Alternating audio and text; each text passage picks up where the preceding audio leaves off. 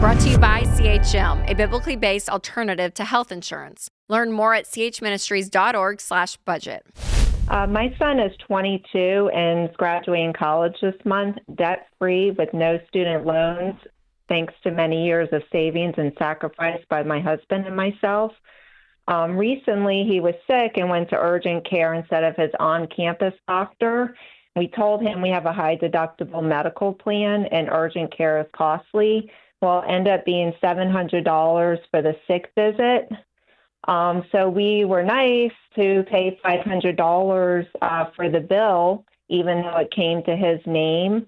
And I asked him to pay the remaining $200 as a step towards financial responsibility, and he refuses to pay it. Why? Why? Wanted to get your advice. Why does he refuse to pay it? He states that it's, has to do with his health, and he's under our medical plan, so he feels that his mom and dad should pay it. Mm-hmm. Okay, so is he finished with school?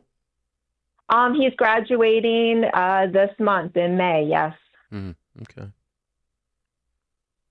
All right. And he will have an internship this summer. We're going to let him live at home rent-free, but I feel No, I'm not. Not this entitled little twerp.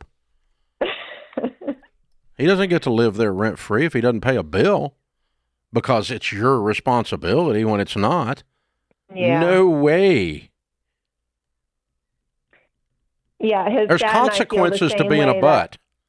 We've paid, for his college tuition. I heard that. I said there's consequences for being a butt.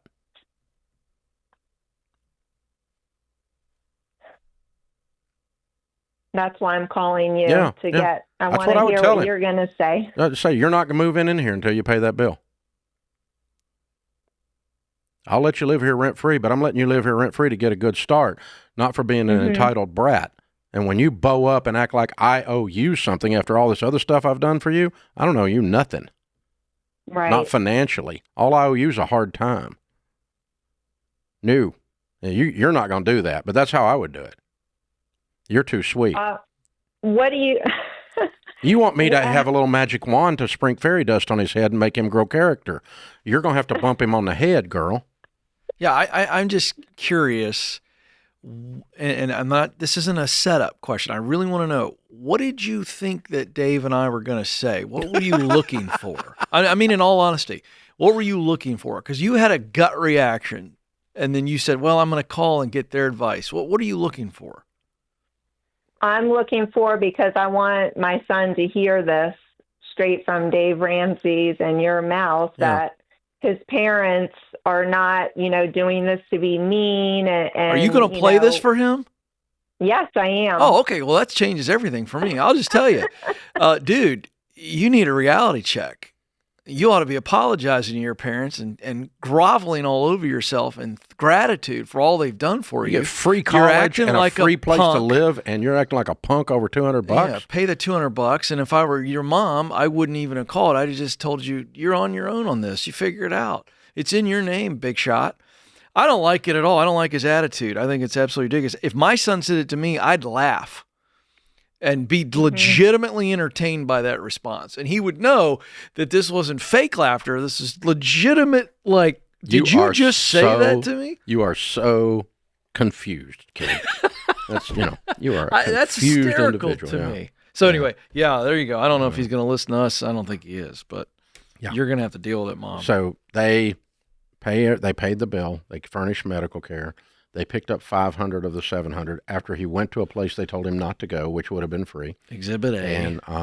And then he bows up and acts entitled and says, you're supposed to furnish this to me. It's my right. Yeah. Healthcare is a human right.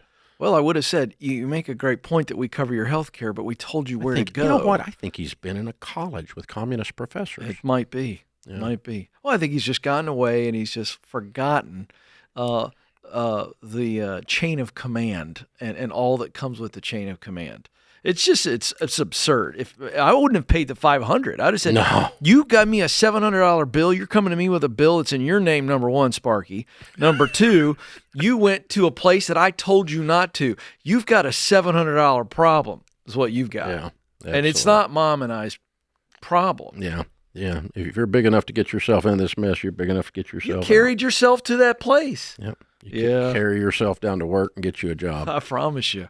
And by the way, don't show up at my house this summer waiting for free rent. If you're gonna stare me down, then let's stare each other down. Yeah.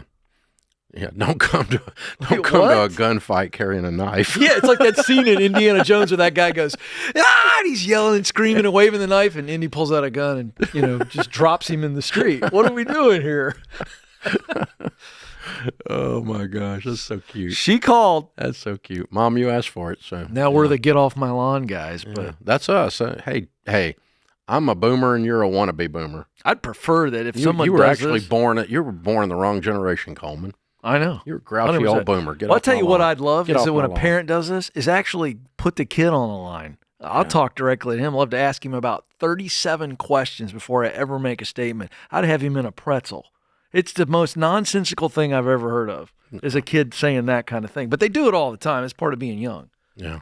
So let me throw it to you. Isn't it our job in that moment? He's got to learn, and then the parents got to help him learn by being the bad guys here? Oh yeah. Yeah. for I don't think she wants to be the bad guy. Well, it's my spiritual gift. The Among many but others. I think one of the things that we get asked more than anything else is how do I build wealth and not spoil my kids? Yeah.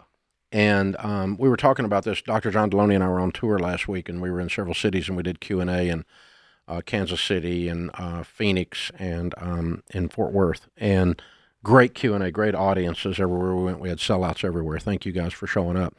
And one of the things people want to know about is how to raise great kids in this environment. And one of the things that I've taught for years with our kids and now our grandkids is you start with gratitude, and everything when you're parenting is a muscle that must be built. Okay, so gratitude starts with learning to just say please and thank you. Manners is gratitude. Gratitude is as soon as you're able to safely do it, to carry your dishes to the dishwasher, and then look up at heaven and say, thank you, Lord, that there is a dishwasher and I'm not it. Mm-hmm. Okay? That's gratitude. Thank you, thank you, thank you. Gratitude leads to and helps you, as it grows, as it matures inside of a child, a grateful child becomes a humble child. And humble is not humiliated, and it's not lacking in confidence.